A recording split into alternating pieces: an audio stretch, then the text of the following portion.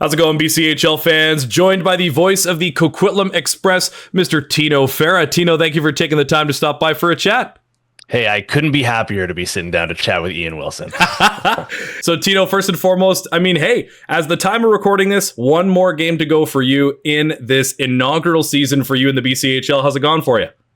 It's been awesome, man. It's been a little bit of an adjustment period, I would say. I think everybody that knows me has heard me say a zillion times now that I'm a lacrosse guy, first and foremost. So being new to the BCHL was kind of an eye-opening experience, especially being in an arena that I'm very familiar with and I'm very comfortable with. But the setting itself, it took a little bit of time for me to get comfortable. But everybody in Coquitlam has been awesome, and everybody in the league has been awesome and understanding and willing to help me kind of learn on the fly along the way. So I couldn't be happier with the way the first year has gone. That's awesome to hear, man. It's a little bit colder in there in the wintertime, eh?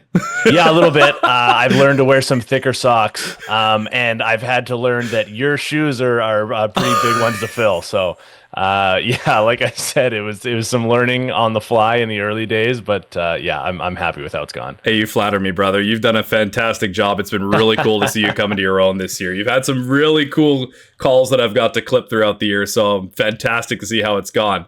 Let's talk about your team here. The Coquitlam Express, they are set to go up against their old-time rivals, the Chilliwack Chiefs. How excited are we to see this old-school matchup in the first round? Super excited. Going back to when I first got around Coquitlam and meeting everybody and stuff like that, one of my first questions that I wanted to ask people was who is this team's biggest rivalry? And it's easy to look back to just last year and see that Coquitlam got knocked out by Victoria. That's a team that they're going to have their eyes on and stuff. But almost immediately everybody was go look at the old games against Chilliwack. And you don't even really have to look that far into the past. You can look all through the games they played against each other this season, and you see the rivalry in every single game in different aspects. You see the Chilliwack fans traveling well to Coquitlam. They come out with signs and they're hanging out behind the Chilliwack bench. They're booing the refs when there's a call they disagree with, and that's when they're away from home. So I haven't gotten a chance to see Chilliwack in their own barn yet, aside from just the games that I've watched on the broadcast themselves. But it's been an awesome rivalry to be a part of, kind of from the sidelines this season to watch on, and I would not be shocked if this is a series that went pretty well the entire distance. And the Express as a team this year, it's almost been a tale of two halves. You guys were one of the strongest teams to begin the year and then lost a little bit of that momentum, but that hasn't meant that there haven't been strong results. This is still a team that when things click, they click. Yeah, something that I've said about this team a lot when people have asked is they have a lot of versatility in the way they've been able to get things done, and also in the way that they've fallen. They've kind of been a part of blowouts where they're on the right side of it and when they're on the wrong side of it. They've been a part of these 1-goal games, shootout games, overtime, whatever, where again, they're coming out on both the right and wrong side of it. But I will say, in a way that benefits them going into the postseason, is that you could consider them battle tested. They've kind of been there and done that with pretty well every type of result you could see in a BCHL season. And ideally, in their eyes, I think they probably want to see a little more consistency now that the regular season is more so in the rearview mirror. But I think that they're going to look at that as something that can benefit them as they go the distance. Any dark horse picks on who you think is going to be able to lead the Express in the opening round charge?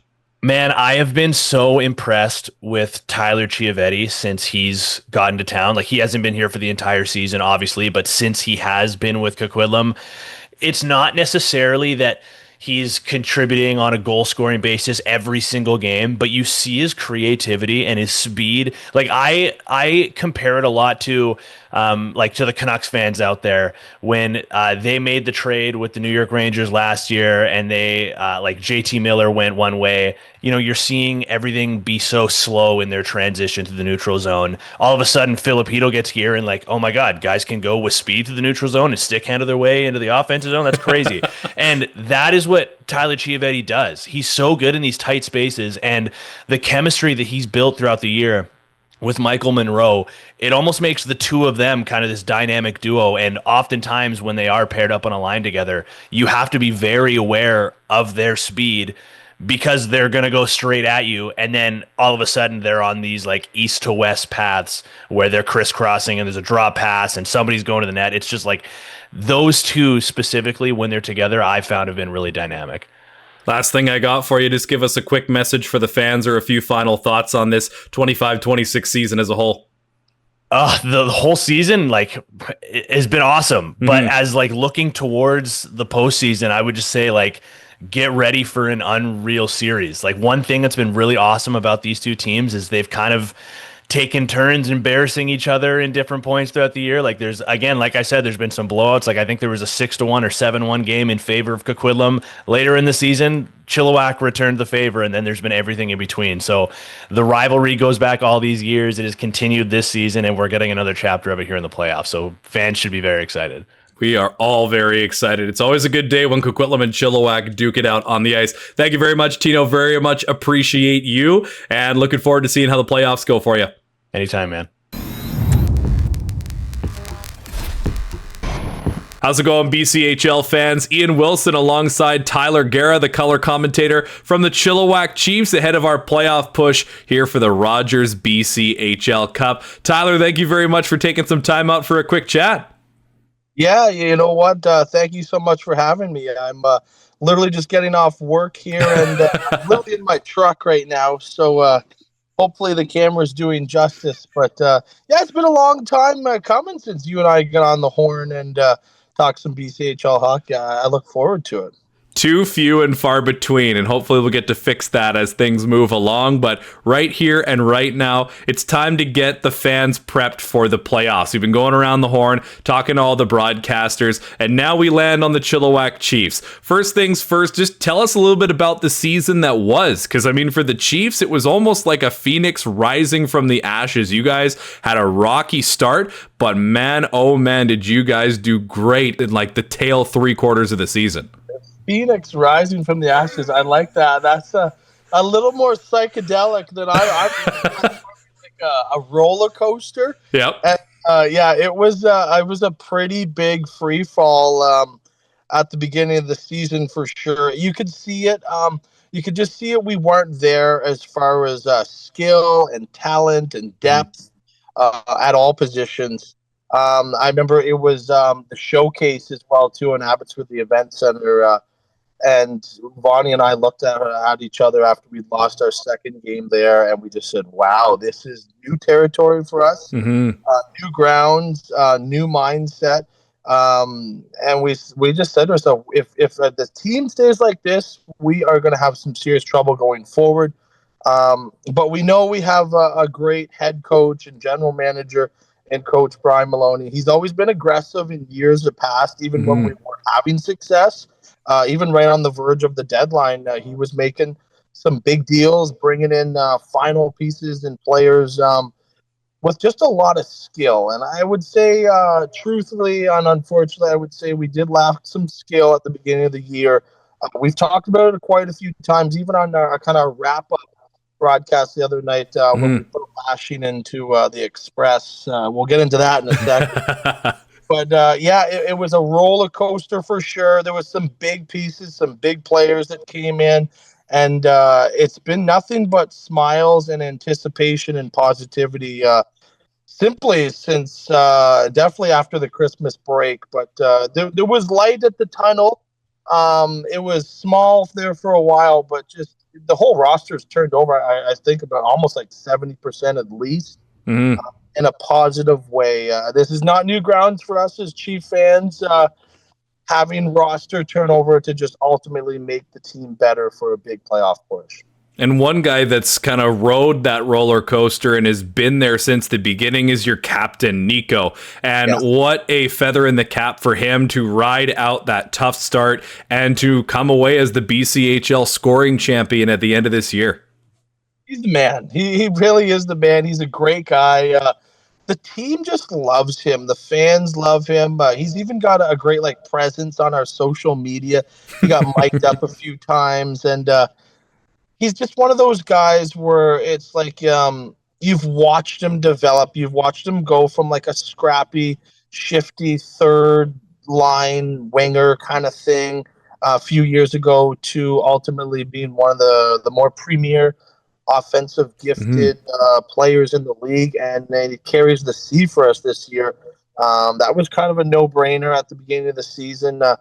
That's one time in the past couple of years we just thought like it's a no-brainer. Nico Grabas is our captain. He carried it well, represented us very well, and is definitely a guy that we leaned on during the stretch of positivity and kind of get things going when we took the 180 in the season. And I certainly know that the players as well too would definitely compliment his welcoming personality, and he's a pass first guy, and he does it all. He kills penalties, power play. We need him to have a huge playoffs, and we're counting on him and very confident that he will for sure. 100%. And now you guys are on to the opening round, and who else but the long-time Highway 1 rival? You guys get the Express in the first round. What can we expect from this Rock'em Sock'em series that's just kind of full? It's like a heritage moment in the BCHL at this point when these two teams go at each other. It is. Some of my favorite playoff memories are playing the Coquitlam Express. We've said it many times on the broadcast. Even Coach Maloney's touched on it. The ice surface is smaller and different in Coquitlam, and it's a different game.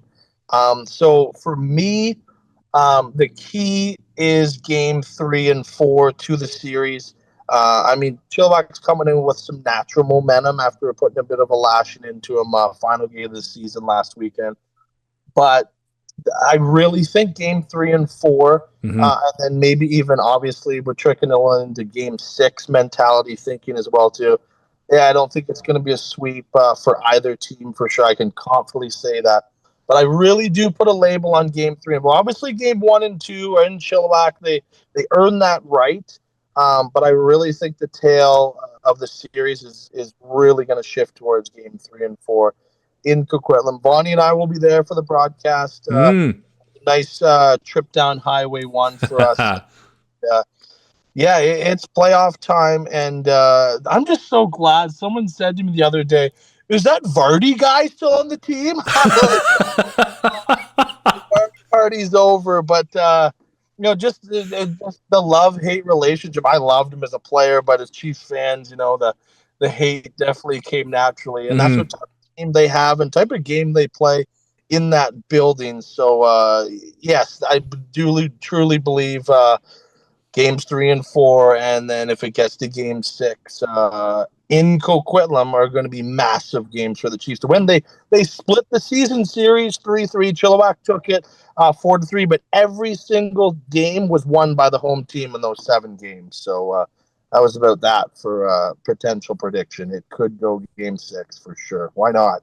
Yeah, well, and especially as you mentioned, those swing games, that 3-4 is going to be huge, especially with how prevalent home ice was in the regular season. Last thing I got for you, Tyler, just give us your final thoughts on the regular season that was, and maybe a bit of a message for Chiefs fans ahead of this playoff push. Right. Final regular season. We did it. We kept our head up. We did it the right way as far as Chief fans and showing up, attendance. The crowd was very faithful, definitely through the trials and tribulations at the beginning of the season. But really, though, Coach Maloney does a good job with culture, anticipation, expectations. He's sometimes you'd like to think he's playing chess when everyone else is playing checkers, and we appreciate that. We understand that, and Vonnie and I, we call the games with our hearts on our sleeves for sure. And I mean, sometimes maybe that gets us in trouble naturally.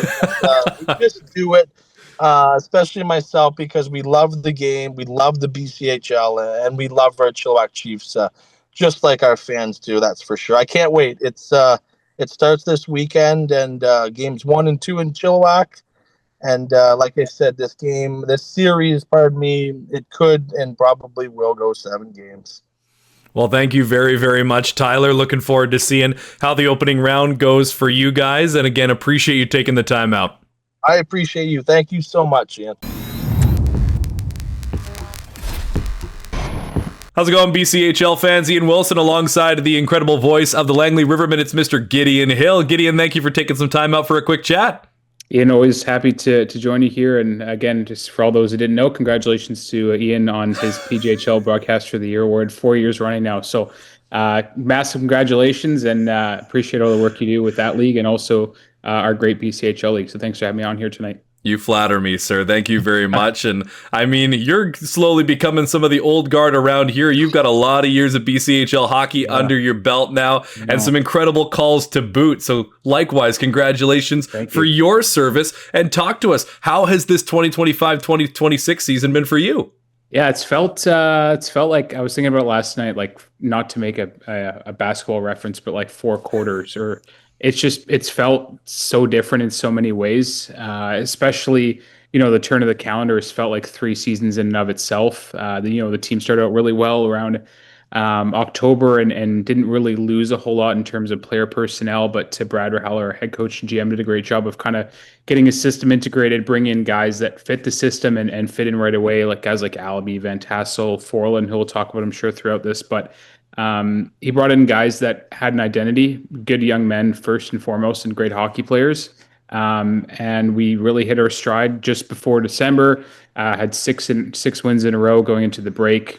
Lost one in Coquitlam, which we don't have to get into that one. But yeah, and then we started the new year, one in Chilliwack, and then had, I think, lost 8 of 10, and just before the deadline, and then brought in Eric Young at the deadline, which again, Brad did a great job on that. So full credit to Brad Rahalla, Chris Price, our associate coach, Carson Preston, and Braden Tonagai, our four kind of, and Shane Much as well, our assistant general manager, just guys that are there every day, not just, personally, but in person, but away from the rink, working the phones and things like that. So massive kudos to them. And, I like to think this team's hitting their stride towards the end of the playoffs, and it's nice to be in this position that we are, where last year we're kind of fighting for it. Right now we're in it, and hopefully it's going to be in it for the long haul. Yeah, and Langley's had a long history of producing some quality hockey players. We think of like Jake Livingstone working his way through the NCAA and was one of the premier free agency signings in recent memory. Then, of course, Aaron Ryerson, too. You guys had the premier goal scorer in the league. He goes up to the NCAA, and then Zach Bennion steps in and fills his shoes and is one of the top goal scorers in this league to carry the torch. And that's just kind of been the MO with Langley, is that, yes, there's been some turnover, but as you made mention, you guys have found the right pieces to fit into that mold. And how do you think that the kind of momentum is going to carry into this postseason? Yeah, it's a good point you bring that up. It was something that was, hard to forget. You had a probably 40 goal scorer in your team in Ryerson that left. And again, credit to Brad. And one thing he did was, have this team score by committee. And that's really what's helped us of late. Bennion obviously has got to 35 goals. That's no fluke, but you have to have more than just one line or two lines, right, in this league, which guys go down, you need somebody to step in. So you mentioned Bennion, but Christian Chuha as well left the team in February. He was in the top line. So Parker Forlan's got, I think, 24 now goals in that top line. So really, you don't see a team go through a whole first line kind of rejuggle throughout the season. Besides Alabi and Bennion, they've had a rotating right winger, but this team's found its form offensively and really finding the chemistry lines 1 through 4 now with the pieces in place. We're a month and a half after the trade deadline. You see the guys finding their spots alongside each other offensively and defensively, and going to the playoffs. I think, especially again, we'll talk about Prince George, but it's going to be a balanced team offensively. The special teams have been struggling a little bit of late for this group, but I feel that the depth scoring is going to be a key, especially with Bennion and Forlan and Alabi going to be watched closely in the Spruce Kings defensive zone. You need their guys to step up, and this team, Langley team, is incredibly deep offensively and talented and gifted at the same time. Oh, yeah, you mentioned it. PG, the long road trip coming up for the boys in the opening round. What can we expect from that opening playoff series? I think it's going to be, I hate the words like meat and potatoes, but I feel like it's going to be that kind of work boots like playoff series where you have Langley, who's a team that's very fast. They kind of thrive in those tight barns like PG. But I think that they're going to have to adapt to a different style than what Prince George can bring to the table. They're very good offensively. They're heavy. They're strong. They're back end. Guys like Holtz, LeDrew back there. Guys that move the puck like Bellamy, they're very good on the back end as well, and they can break the puck out from their own zone. So I think it won't be the flashiest series where in years past Landy's played teams like Chilliwack and Coquitlam. It's been very high scoring and kind of back and forth. But I think this is going to be a series where you have to take your chances. It's going to be hard to score, especially up in Prince George and how good the Spruce Kings are at home this year. And they've also carried on the road. So Langley's also had their best road year since 21-22. So kind of part and parcel with the home record for PG, both teams are going to have to be strong on both sides of the coin. And I think the first two games next Friday, even this Friday against the Spruce Kings here, is key to kind of set the tone and know who you're up against. Any final thoughts for us or a bit of a message to leave us off for as of course, at the time of recording this, the final weekend of the regular season is upon us and the playoff push is finally here. Yeah, I'm excited. It's going to be good. I mean, obviously it didn't go our way last year, but to be in it and feel this excitement building for the past couple of weeks now, knowing we're locked in for sure. And I think this team's going to make some noise. Hardworking, young team, guys that are slated to come back, for years to come, how young we are. So I think we're going to give them a push, give it all we got. And that's all you can do in this playoff. So excited to be part of the games at the Lodge and should be a great series. I'm very excited to feel the energy through your calls in that opening round and hopefully beyond, but we'll see how the cookie crumbles. Thank you very much, Gideon, for taking the time, and best of luck as the opening round approaches. Thanks, Ian. Appreciate it. Good job as always. Thanks. How's it going, BCHL fans? Ian Wilson alongside Kyle Anderson, the voice of the Prince George Spruce Kings, ahead of the BCHL Rogers Cup playoffs. Kyle, thank you very much for taking the time out of, I'm sure, a hectic schedule the week leading up to playoffs. Yeah, not a worry. It's the best time of the year. It's a lot of fun. 100%. Start us off with just telling us how the season went for you up in the Great White North. Yeah, everything sort of, falls into place every year the same way. We know there's a ton of travel, and this year we had a lot of travel on the back half of the season, and it was interesting from a home game standpoint, not getting to kind of see our fans as much as we've been accustomed to. But the success on the ice was obviously there. A division banner for the Coastal East, obviously a huge accomplishment for this group, and it's been an exciting run so far, and we're looking forward to get going in the playoffs here. It's been really phenomenal to see the return to form of the Prince George Spruce Kings, and it's not been too long since they were once a powerhouse here in the BCHL, and that it's been exciting to see what's been brewing up there again this year. Yeah, absolutely. It just goes back. You look at all the people that are involved, from general manager Mike Hawes, assistant GM Craig Carter, our coaching staff with Brad Teesink, Brad Tobin, Brandon Manning, and then skills development with Sam Machella and goaltending and Ty Edmonds. It's just really been a cohesive effort from, really day one in recruiting the right players and the right people. And it's really shown on the ice that a few hurdles, of course, early on to get over. And then, everything's just really been clicking for this group, and it's really exciting to see. You talk about recruiting the right people. PG's not been never been afraid to recruit local talent as well, too. A lot of Northern BC players that have worn the Spruce Kings jersey, and you guys have had some key local guys this year, too. Yeah, absolutely. If you told me that, Carter Hesselgrave, was going to come in when he did, that he was going to score 22 goals in his, or 23 goals, actually, sorry, in his 20-year-old season, you kind of questioned if that would have been the case. But, it's been so special to watch a kid like Carter, who grew up in Quesnel, really thrive in his 20-year-old season here. He's been very special. Ryder Green's had a great season. Prince George kid in goal, and Mason Lowen as well. And he's from Charlie Lake, which is also up north here. And it's been a really cool a bit to see those three guys that have come through and in multiple years now with the Spruce Kings, but really see them have excellent seasons. And now we get the playoffs, and Langley are going to be making their way up north to face you guys here on the opening weekend. And you guys had a pretty close, exciting final game of the regular season too. So a little bit of a playoff preview in that one. Yeah, it was. It was a really good game. Langley's got a ton of talent. Very opportunistic. They can make you pay in all situations. You look at their shorthanded goals throughout the year as well.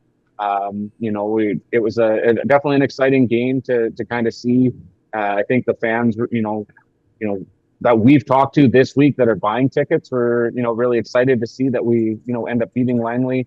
Yeah, it's really been a fairly close series in overall throughout the regular season. Pretty much back and forth early on. But yeah, we look forward to seeing what's going to happen, when things get cranked up a little bit here in the playoffs. And I mean, the Prince George Spruce Kings are no stranger to travel. You talked about it right off of the bat, the amount of time you guys spent away from the arena formerly known as Rolling Mix, good old Copar Memorial. And now you guys have the chance to really bring that playoff hockey home. But in the meantime, what does it mean to you guys as far as being those road warriors and being able to handle yourselves away from Prince George? Yeah, I think the guys, they really relish that opportunity to be able to perform on the road as well as they do at home. It's, the home record's been really strong this year here at Copar, and the road record's been pretty good too. When you break it down, you look across the league, it's definitely in the top 3, I believe, and it's been a pretty special season that way. But again, it all comes back to making sure that we're doing the right things, as an organization and treating our players right when we travel. And I think that, we've done a pretty good job of that, and our players have done a good job of taking care of themselves and, obviously preparing for hopefully, a long bit of travel throughout the playoffs as well. Very much so. Last thing I got for you, just give us your final thoughts on this regular season that was, and a bit of a message for the fans ahead of this hopefully deep run for the Spruce Kings. Yeah, I mean, again, the regular season has been phenomenal for this group. It's only the second time in team history that it's a division banner that's hanging. Even the year that the Spruce Kings won the BCHL championship, there wasn't a banner for the regular season. So it's been the second time now. It's obviously a pretty good feather in the cap again for this group, but they know that one banner isn't exactly what we were chasing, and it's really exciting when we get set to move forward and into game 1 on Friday night. And the fans are coming out so far to buy tickets. We definitely have a bunch more left to sell. So if you're in Prince George and you're getting a hold of this interview, make sure that you come and visit us here at Copar. We'll get those tickets to you, and we can't wait for Friday night. We can't wait either. Well, thank you very much, Kyle, and best of luck as the playoffs get underway. Awesome. Thank you, Ian.